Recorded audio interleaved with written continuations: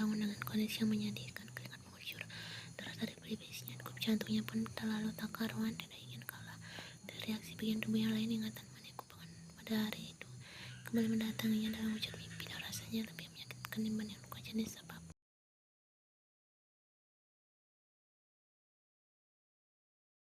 Tidak hanya itu, nyatanya ia juga turut melihat momen di mana kewarasan meninggalkan diri ibunya, wanita yang paling berarti dalam hidupnya, meninggalkan dunia ini tanpa membawa raganya, dan ia tidak tahu harus berkata apa itu.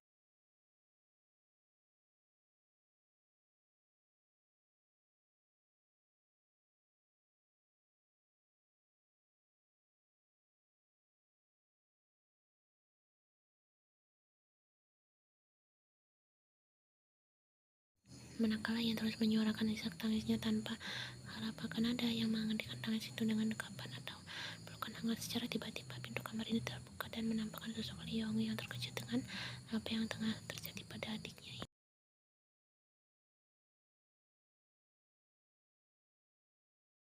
Tanpa berpikir lebih lama, Yonggi segera menghampiri ranjang Ian dan menarik tubuh adiknya yang merasa begitu kaku. Entah apa yang terjadi, Yonggi hanya berusaha menundukkan tubuh Ian yang nyatanya justru membuat tangis itu semakin pecah.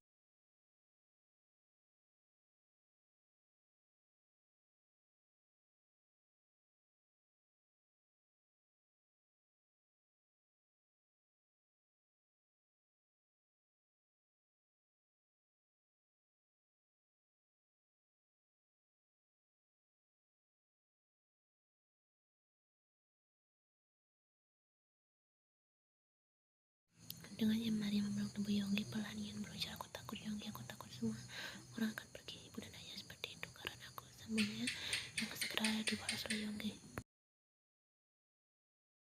"Aku rindu mereka," ujar Ian. Yang wanita itu sambung, "Aku rindu masa kecil kita. Apa kita tidak bisa kembali ke masa itu tanpa melihat kehancuran rumah kita? Aku hanya ingin kembali hidup sebagai Lian yang selalu meminta untuk dibacakan dongeng oleh ayah dan ibu sebelum tidur."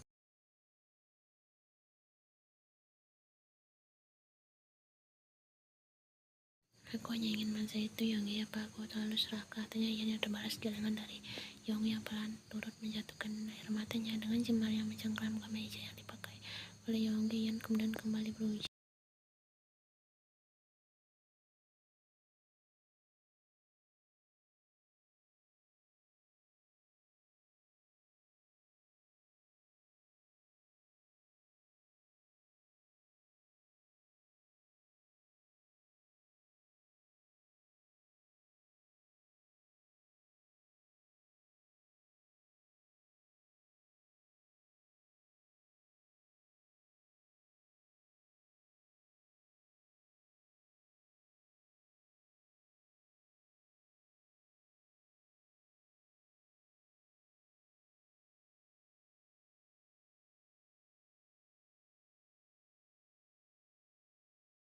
Ian memberi anggukan pahamnya, dan entah mengapa anggukan itu justru terasa bak sayatan di baru di dada Yonggi. Dia kembali mengingat anggukan itu datang dari seorang gadis kecil lugu yang selalu mengikutinya kemana-mana. Gadis kecil yang harus tampun dengan kesengsaraan dunia di usia yang terbilang sangat muda. Lalu dengan jemar yang kembali mendaratkan kepalanya di dadanya, Yonggi berbisik, "Itu adalah satu-satunya alasan kenapa aku masih hidup. Hanya kau satu-satunya yang kumiliki."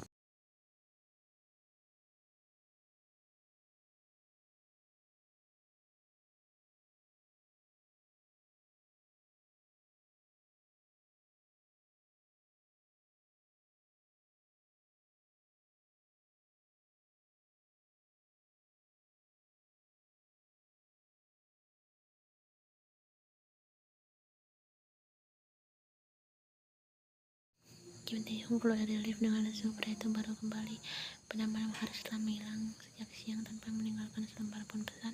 Pria itu hampir membuat Ian melakukan pencarian untuk menemukan pria itu, karena sejujurnya hanya ada benang pikiran negatif yang menyelimuti diri wanita itu.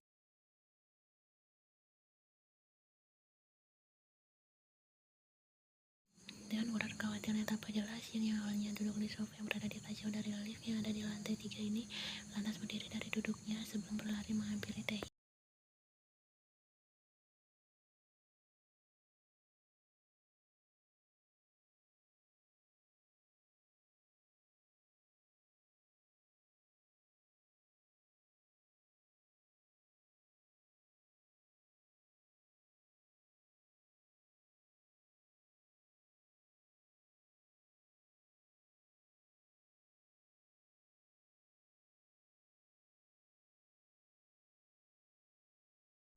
Kim Tae-hyung ternyata mampu menatap kedua bola matanya dan Ian semakin khawatir dengan itu. Namun manakala Ian hendak kembali menyuarakan tanyanya, secara tiba-tiba Tae-hyung melepaskan diri sebelum berujar, "Aku harus mandi.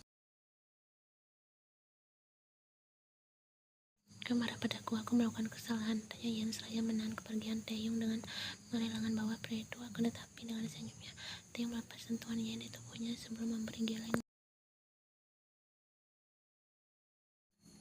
Seolah tahu bahwa Ian tengah mengkhawatirkannya, Tae-hyung kemudian berujar, "Tunggu aku di kamarmu, aku akan ke sana setelah mandi."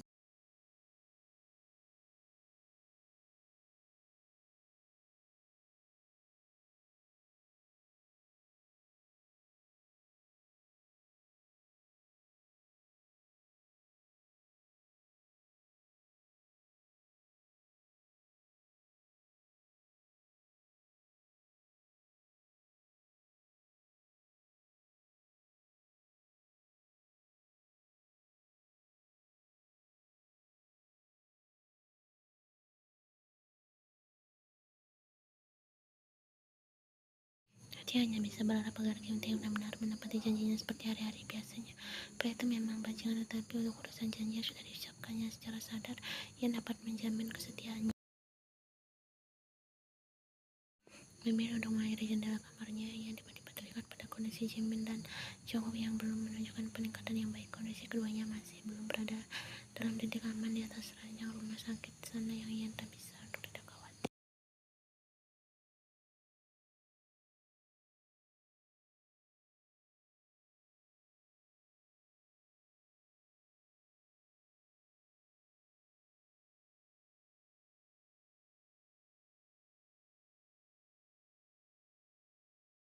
Jika dia bisa datang lebih cepat, mungkin nama Relena akan sampai pada tubuhnya, bukan malah pada Jimin.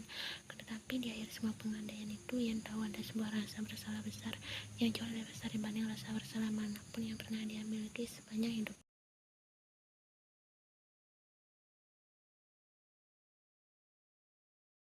Rasa bersalah ini adalah rasa bersalahnya atas ajakan yang dia berikan untuk menjalankan misi ini, misi mengenai Lena Kim. Jika setelah semua yang terjadi masih ada yang akan tersakiti, yang tidak akan pernah memaafkan dirinya sendiri.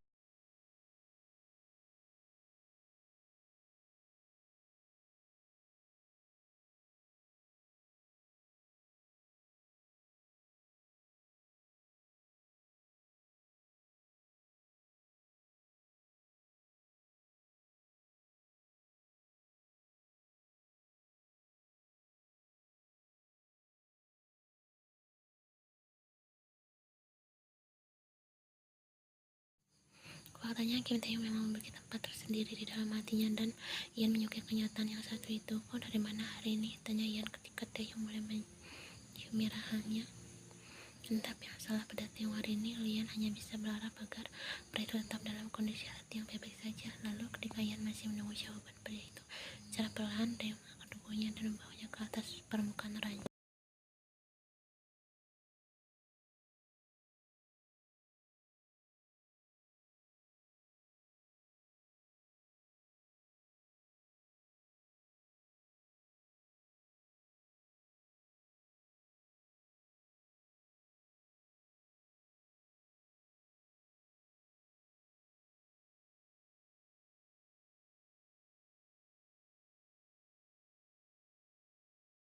"Kemana? Jangan menguji kesabaranku, aku tak memilikinya asal kau tahu," seru Ian yang berusaha bangkit dari posisi tidurnya sebelum Tae-hyung bisa menguasai tubuhnya.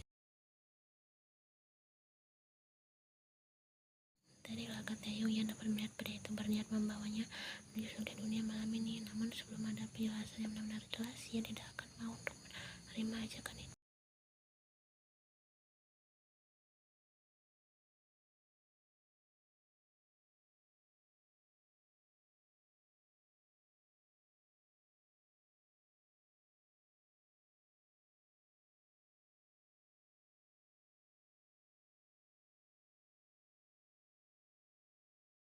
"Apa sekarang rumput liar terlihat lebih menggoda dibanding diriku?" tanya Ian dengan bersungut-sungut.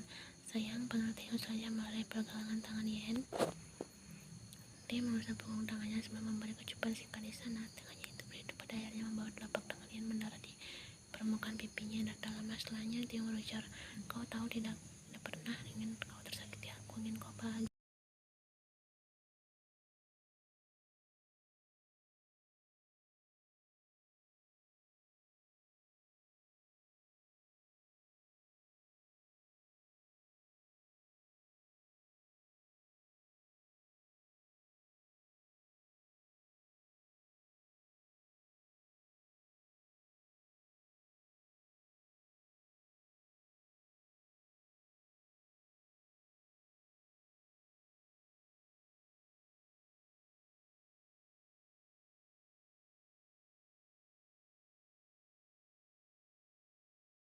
Kendati Yan tahu ada ketulusan di netra yang tengah menatapnya itu, Yan tetap memutuskan untuk menarik tangannya. Ada sesak yang mengajar dadanya, ada sebuah perasaan gelisah yang semakin menjadi ketika Taeyong berujar, akan tetapi aku ingin kau merasakan yang sebaliknya. Aku ingin kau lebih bahagia daripada saat bersama.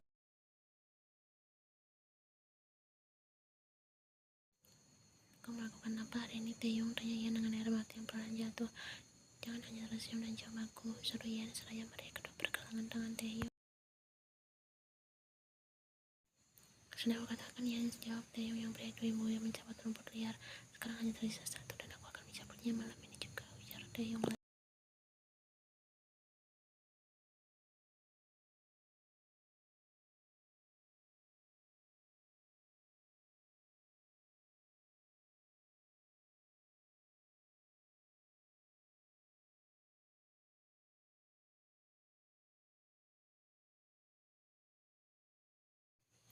Sudah aku katakan, Mas Hajimin dan Jongko yang sekarang di rumah sakit sudah aku tangani. Orang-orang yang memberitahu kelompok kita sudah menyelesaikan dan mengamankan kita. Namun, kenapa kau bertingkah ceroboh? Tanya Yong. Apa yang terjadi? Tanya Yan yang turun dari ranjang dan berusaha menghampiri Yong yang sudah terlihat siap untuk mengajar Taeyong saat ini pula. Yong, jawab aku, seru Yan ketika Yong hanya membisik.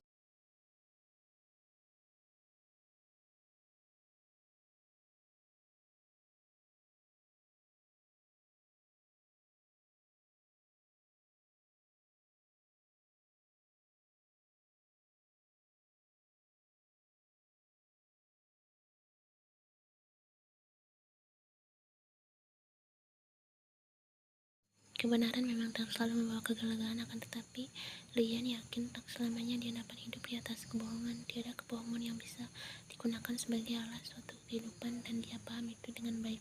Akan tetapi Lian tak pernah membayangkan hal ini akan terjadi dalam hidup.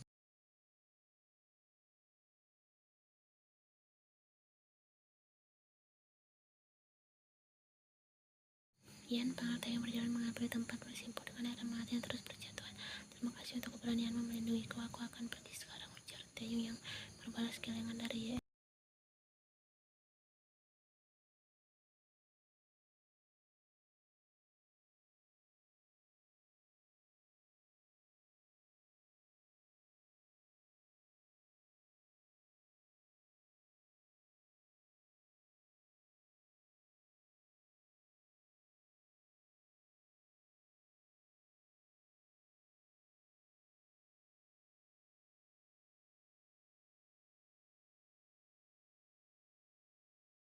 Mereka itu memeluk detik dengan air mata yang akan berhenti turun. Dekat pandangan dinginlah yang tersisa dari reruntuhan rumahnya. Presensi Kim Taeyong lah yang semesta beri untuknya di tengah kekacauan dalam hidupnya. Akan tetapi semesta kembali mengambil sesuatu yang tersisa dari sirkuit kehidupannya tanpa permisi atau sekedar basa-basi.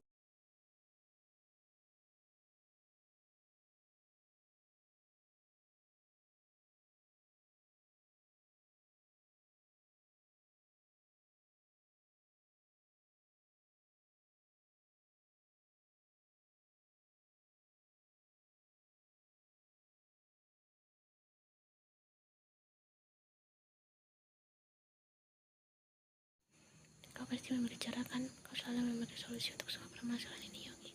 Kumohon bicaralah, tidak ada Yan, hanya ada dua pilihan, dan kau tahu apa itu. Daripada menyerahkan diri ke kepolisian, pergi dari negara ini dan mengakhiri komunikasi kalian adalah yang terbaik, jawab Yong seraya mengambil jam tangan yang melingkari pergelangan tangannya.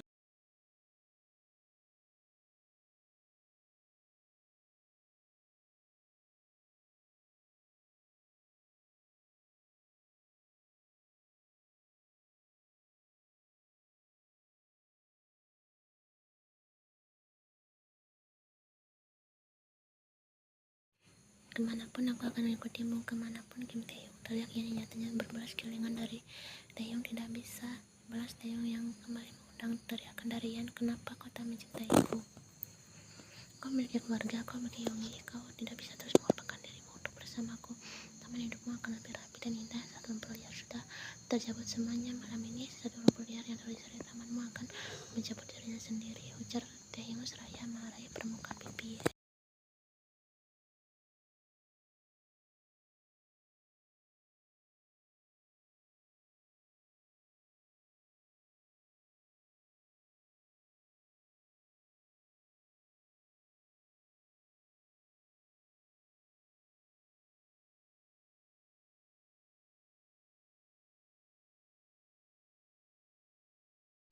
malam ini biar aku mengambil janji itu, sambung Taehyung yang berbalas kehilangan kuat dari Yen. Kau tak bisa melihatmu terus mimpi buruk dan ketakutan hanya karena kau hidup bersama tangan yang menghancurkan rumah.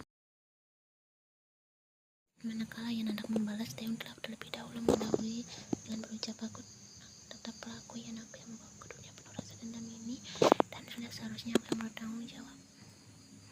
Setidaknya Elena mati di tanganku dan kuharap kau bisa hidup dengan tenang tanpa bayangan rasa kotor di tanganmu, sambung Taehyung sebelum lepas segala sentuhannya di tubuh.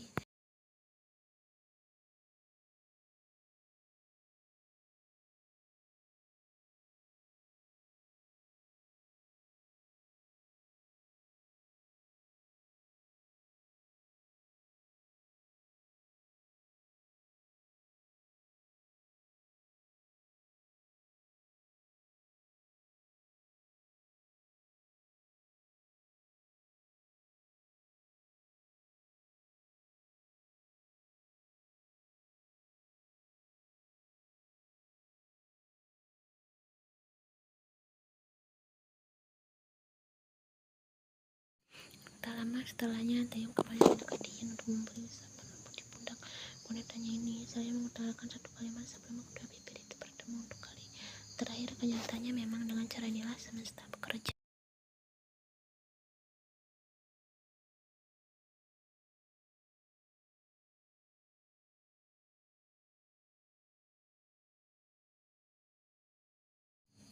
Mendatangkan dan mengambil sesuatu tanpa permisi atau kalimat basa-basi, tak memikirkan apa yang akan turun hancur karena nyantai itu kewarasan angan atau harapan akan indahnya kehidupan yang pada akhirnya hanya berakhir sebagai abu.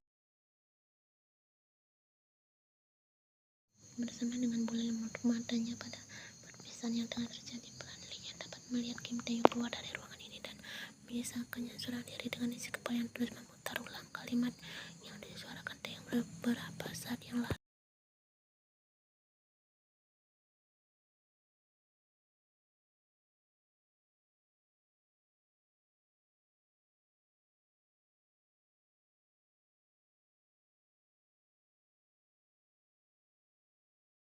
Pada setiap sentuhan bulan hanya bayanganmu yang hidup sebagai angan pada lorong kosongku tanpa ujung. Ku cintai tiap kapan yang kau berikan. Pada akhirnya sepi memeluk, mendekap dan merayap tiap sepi yang ku cintai karenamu. Satu hal yang perlu kau dengar sebelum sepi ini menghabiskan seluruh jiwaku. Rinduku selalu dan tumbuh lagi menjadi ribuan